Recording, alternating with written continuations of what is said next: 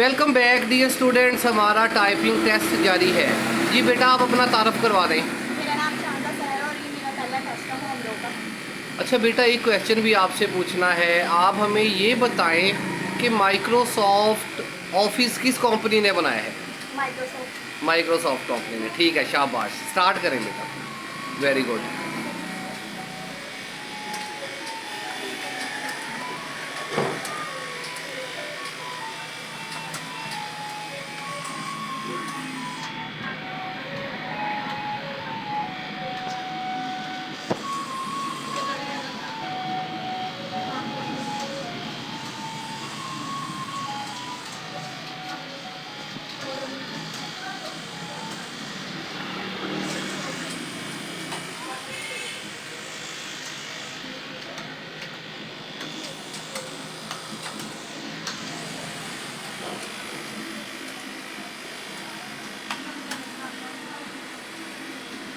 Yes बेटा, score है 47।